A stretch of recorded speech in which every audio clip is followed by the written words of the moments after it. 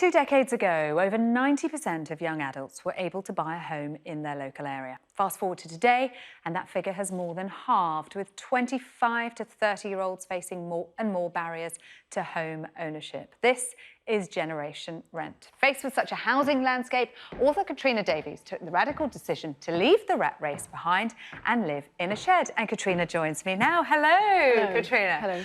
Hello. That makes it sound quite a simple decision, which I'm sure it wasn't. Let's take you back. You were 31. Yeah. You were living in a box room. Yeah, in a house. A shared house in Bristol, yeah. And I was doing that thing, I was working to pay the rent, to work to pay the rent, and feeling very trapped by the price of rent and housing. And where did the shed come from? So the shed was my dad's office before he went bankrupt in the 90s, and then it was kind of just left to disintegrate.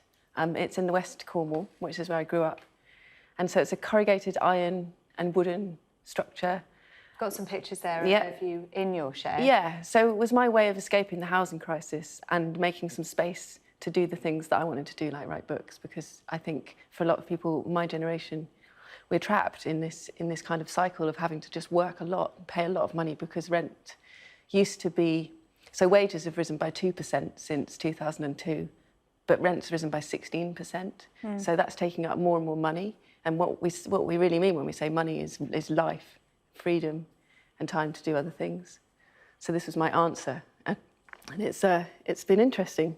Yeah, I mean, you've been on quite a journey. There've been setbacks along the way. Yeah. I mean, if you could look back at yourself when you were at university, you're Cambridge educated, and somebody said, you're going to end up living in a shed. No, I mean, on one level, I'd be devastated, because I have internalised, like everybody else, these measures of success, which look like material things and money and big houses and all the rest of it. But, you know, I came from a background that was different to most of the other people at Cambridge, and I found it hard to kind of get into that lifestyle for various reasons. But by the time I was 31, I just kind of thought, you know, I'm a failure. And now less so, because I think, especially with what's going on with the environment, I think we all kind of need... I have reassessed my own assumptions about what was necessary for a good life, and I'm trying to rethink my own ways of measuring success.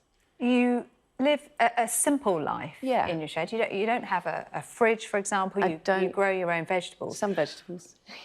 What does home mean to you? OK, so this is really important. So the thing about renting is also in this country is that tax and the justice system favour landlords. So when you're renting, you have no security, which means you have no freedom.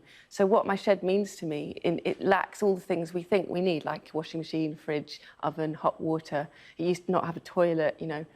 But it's more important to have the freedom and the security and the autonomy that I've got now than it was to have all those things. I mean, it's precarious because it's not technically legal to live in it, and I have had visits from the council over the years, and you know, I've felt very paranoid.